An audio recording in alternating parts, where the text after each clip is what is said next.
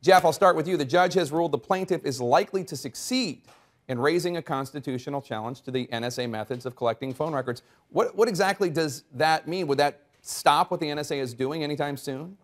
No, this is a narrow ruling. It applies only to the two people who actually brought the case. The judge's opinion says, one, stop collecting data on these two people, and two, I'm going to put this whole issue on hold until an appeals court decides it. So nothing changes today, except the legal landscape does really look different, because now for the first time someone has said what the NSA is doing is illegal, and that's both politically and legally significant. Ben, I want to read part of the judge's opinion. Frankly, it reads like it could be have been written by you to a degree. The government wants it both ways. Virtually all of the government's briefs and arguments to this court explain how the government acted in good faith to create a comprehensive metadata database that serves as a potentially valuable tool in combating terrorism. Yet, the government asks me to find that plaintiffs lack standing based on the theoretical possibility that the NSA has collected a universe of metadata so incomplete that the program could not possibly serve its putative function.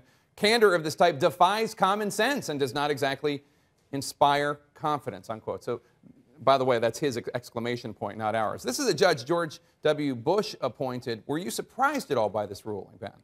No, not at all. I think this is what happens when important legal issues are decided in open courts, where both sides get to make legal arguments, rather than in secret courts, where the government alone gets to present arguments to a court. This is, I think, a good day for Edward Snowden. This is what he had in mind. He saw programs, he doubted their legality, he saw that the oversight mechanisms had failed, that secret courts had become a rubber stamp, that congressional committees had been enabling rather than actually exercising oversight. And so he brought the information to the public through journalists, and he brought it to the lawyers who brought this case. And today is a real vindication. Look, it may be a narrow ruling today, but it's a watershed moment, because what this judge is saying, this conservative federal judge, is saying that the main program that the NSA is defending, the first revelation of Snowden's, likely violates the Fourth Amendment, because the NSA is collecting information in case someone does something wrong, rather than determining that someone does something wrong before collecting information. This is a big deal.